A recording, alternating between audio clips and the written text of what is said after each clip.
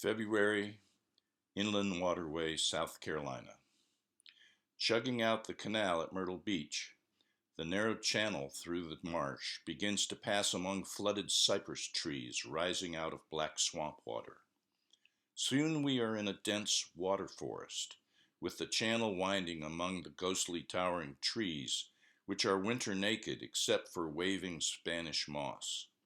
We see hardly any boats, and no dry land for hours, just trees sticking out of the water. As dusk approaches, we encounter a wide bay and motor out of the channel and drop anchor. There's still no land anywhere. In the cockpit, I sit watching the black water and trees fade against the blue sky. Faint traces of light and good smells escape around the top of the companionway as Bill putters below cooking dinner. I idly watch a very small houseboat slowly droning along the channel a half-mile away, but otherwise it's silent. The sound of the houseboat abruptly stops, and I look up but see nothing. Somehow the boat disappeared into the wall of trees right across the bay. I tell Bill I'm going out for a short stroll and slowly canoe across the bay to the point where that boat vanished. A surprise side channel leads narrowly into the flooded forest. There's no current, so I follow it in the deepening gloom, seeing nothing but tree trunks and twisting channel. Slowly, above the trees, a tall mast appears, painted white at the top and still in the retreating sunlight, with varnished wood below. It grows taller above the cypresses as I quietly wind through the channel. It's immensely high, and I see through the thinning tree trunks the low dark hull of an 80-foot blue-nosed schooner. I hear voices and pounding noises and stop paddling, drifting unseen. Sky reflections ripple in the black water. A boat engine starts up, and I reluctantly turn around and paddle in the growing darkness back towards the dim light of a single kerosene lamp that Bill has put out to guide me home. Next morning, I can hardly wait to finish breakfast before showing Bill this deep water schooner inexplicably docked deep in the cypress swamp. We paddle into the forest and around the corner to see a wide green pasture with a dirt road leading downhill to a low ancient dock. The navy blue hull is carved with Nancy J. Halifax on the stern. "Ahoy the schooner!"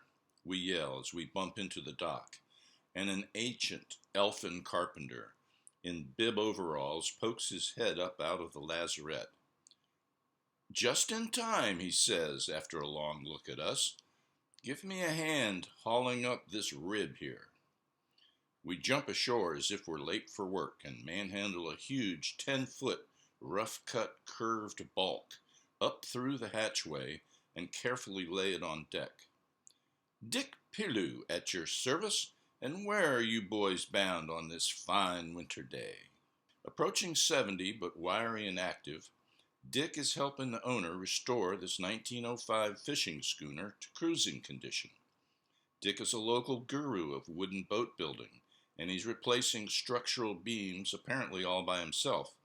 He shows us around the deck, which he's finished except for painting, and as we stare up at the lofty masts high above us, the rigging looks good too. We find out we're at a dock that serves an old plantation that is largely abandoned, which Dick uses for free. People bring wood boats from far and wide to this boatyard. Dick says that this plantation used to be home to hundreds of workers, but nothing happens here anymore. Well, except for when old Miss Margaret is driven out from town by servants to the manor house up there on the hill for lunch every day, says Dick. But nobody lives here now except Ricky, the boat owner who sleeps aboard. A few horses graze in the unfenced pasture which stretches to the cypress trees lining all sides. A huge live oak or two gives some shade. This hummock is surrounded by swamp, with the dirt road leading down a ridge from higher ground. We are on the Blackwater River near Georgetown, South Carolina. A low black car with New York plates bumps down the dirt road to the dock, and a scrawny city kid with Bob Dylan hair and a constant sniffle yells, "Dick, where in the hell am I supposed to find stainless lag bolts in these boonies here?" Ricky hauls bags of hardware up on deck. Dick introduces us as passing sailboaters, and Ricky turns on the charm, telling us he is almost finished restoring the schooner and will soon be sailing to the Bahamas. Dick kicks the rough length of wood at his feet and says, "Not until we shape and bolt in this sister rib are you going anywhere." "A week of finishing up and the Nancy J will be in the tropics," says Ricky, and Dick just smiles. We accept an invitation to dinner with Ricky and help with various chores while climbing all over the schooner. There's much excited talk about voyaging in the islands. Before dinner is over, Bill and I agree to help finish up the repairs and sail the Nancy J across the Gulf Stream. In the meantime, we'll dock our boat, the Honest, here while living aboard, and then leave her behind when we embark. "After all," says Bill, "our boat is too small and old to really go anywhere anyway." And I have to agree.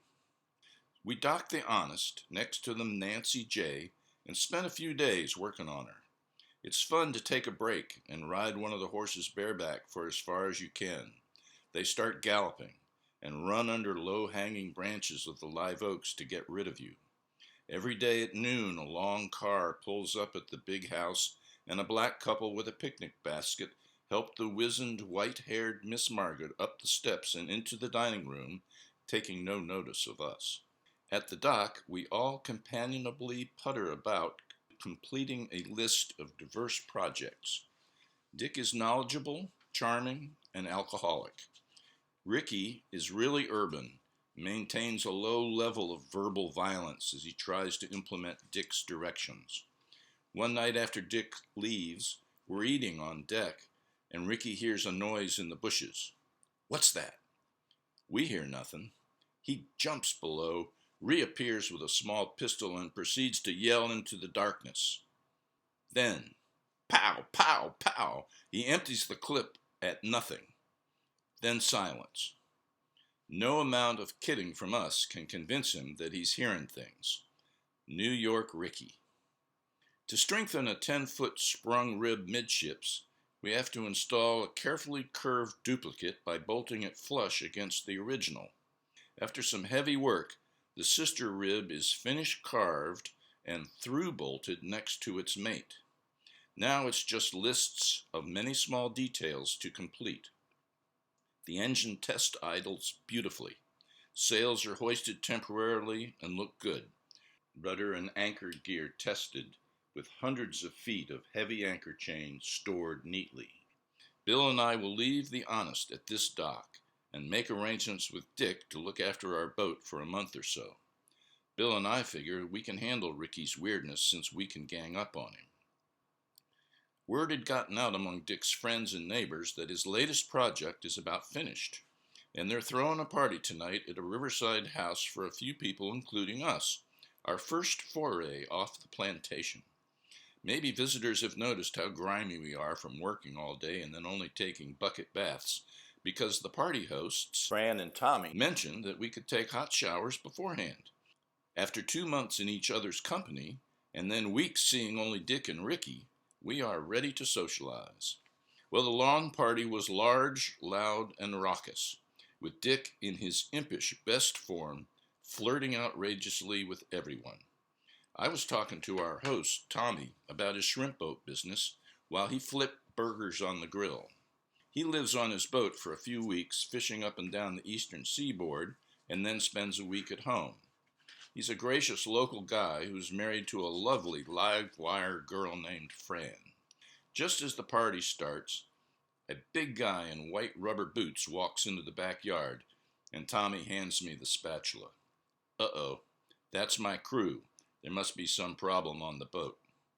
I hear his crew member saying that it looks like Tommy's shrimp boat might be sinking at the dock again, being so low in the water. Tommy complained about his bilge pump, left the party, but never returned.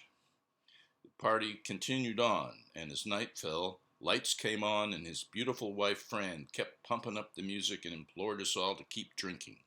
We stayed for hours and weaved back to the boat on unsteady feet in the pitch black, tumbling loudly into our bunks. Thump, thump, thump on the cabin top in the middle of the night. DEA, come out with your hands up. Me, after struggling to comply. I can't slide open the companionway because you're standing on top of it. When I finally can slide it open into the blinding lights, I see shotguns all around pointing at me. We sheepishly climb up the dock.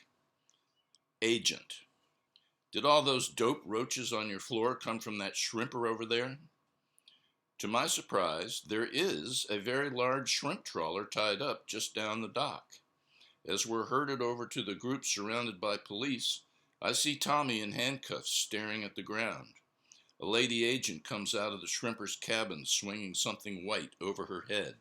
I found handcuff keys sewn into his underwear, she whoops. There are 8 armed agents guarding me, Bill, Tommy, Sleepy Ricky, and Tommy's crew. Evidently, the shrimper was already docked when we got home, but we didn't see it in the dark. We show our IDs, all except for Bill, who says his is back in the boat. An agent escorts him back to get it. But Bill says now he really has to go. An agent follows us around the corner and points his gun at us as we try to pee. He says it's a pain when there are female agents on a raid because he has to escort us out of sight. I notice that Bill has still not shown his ID. He's a crafty fox. Bill points at me. We got nothing to do with this. This guy is a teacher. We stand around a long time watching agents load bales and bales of dope wrapped in black trash bags into a truck. Then they haul Tommy and his crew off and let us stay. As they're getting into their cars, Ricky asks one agent if it was them in the bushes 2 nights ago when he heard something and blasted away with his pistol.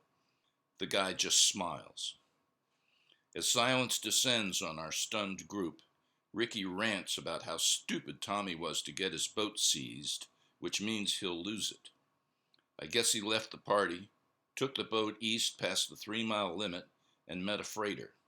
It doesn't seem like we're in trouble at all, but the romance of our plantation paradise has evaporated. 2 days later, I see Tommy and Fran strolling arm in arm while I'm at my temporary job digging plants at Brook Green Gardens. Fran comes over very friendly and kneels down, and we chat awkwardly. After a while, Tommy says, "Let's go, Fran," and they walk down the path. I never learn what happens to them.